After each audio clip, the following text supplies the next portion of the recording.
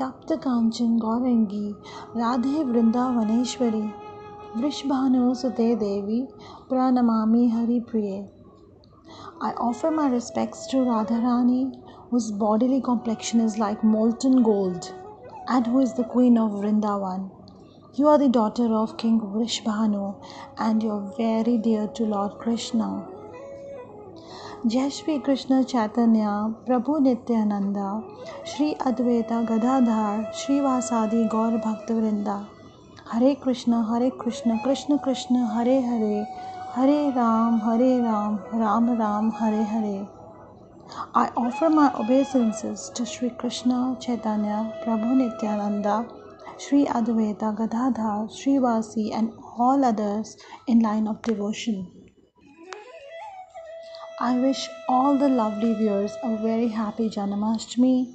Let's chant the beautiful names of Lord Krishna and let's glorify our Makanchor. So do you sometimes wonder why Lord Krishna descends on earth? Krishna states in Bhagavad Gita that his appearance, birth and activities are all transcendental and one who understands them factually becomes eligible to be transferred to the spiritual world. So let's make a note of very important points.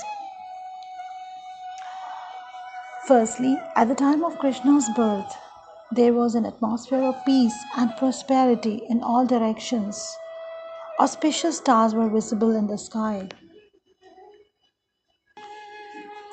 The lakes were decorated beautifully with lotus flowers. All the birds within the forests began to sing with sweet voices, and the peacocks began to dance along with their consorts. The wind blew very pleasantly, carrying the aroma of different flowers. The great sages and demigods, being pleased, began to shower flowers.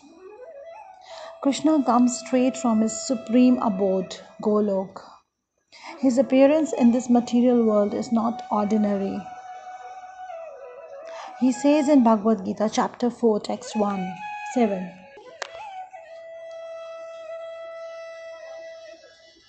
Whenever and wherever there is a decline in religious practice, O descendant of Bharata, and a predominant rise of irreligion, at that time I descend myself.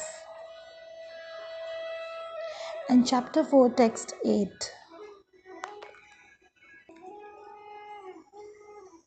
To deliver the pious and to annihilate the miscreants, as well as to re-establish the principles of religion, I myself appear millennium after millennium.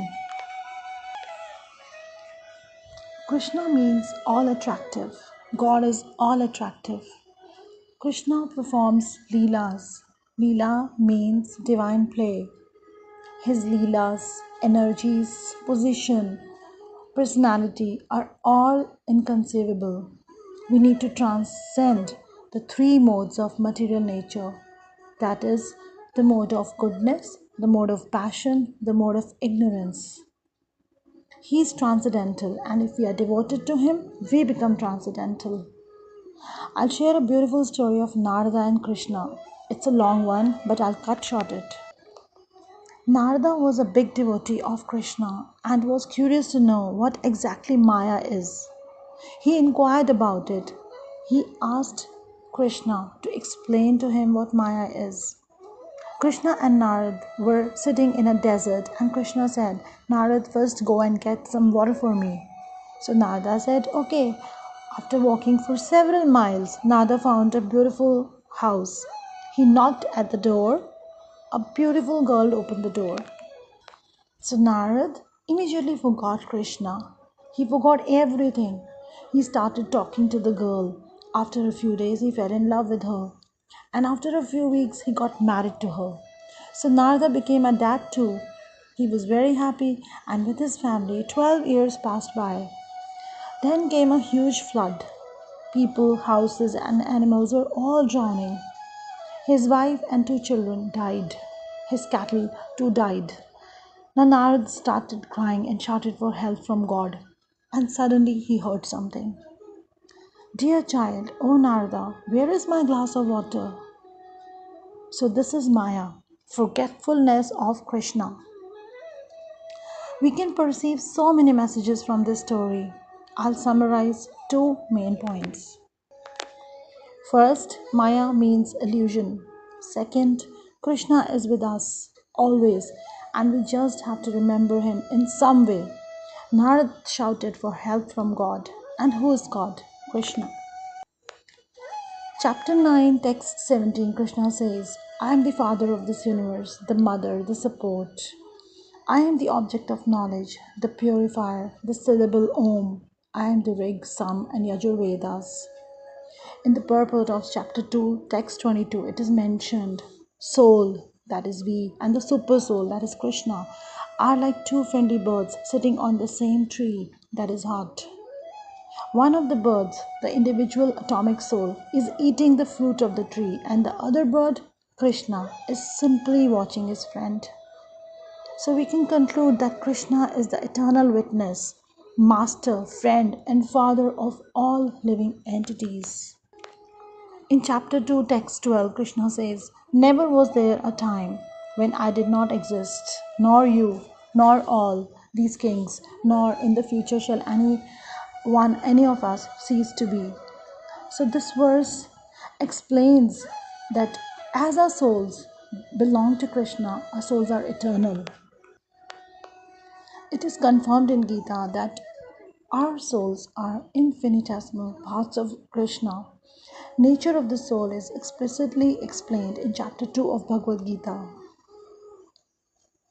Are you aware of the fact that simply by chanting in Kali Yuga, one can attain perfection? This is confirmed in Srimad Bhagavatam 12.3.51. Although Kali Yuga is an ocean of faults, there is still one good quality about this age. Simply by chanting the Hare Krishna Maha Mantra, one can become free from material bondage and be promoted to the transcendental kingdom. So let us all chant Hare Krishna, Krishna Krishna, Hare Hare, Hare Ram, Ram Ram, Hare Hare. I wish you all a very happy Janmashtami once again. May Krishna bless us all. And I'll try my best to make more and more videos on Krishna consciousness. Hare Krishna. Jai Shri Radha Krishna.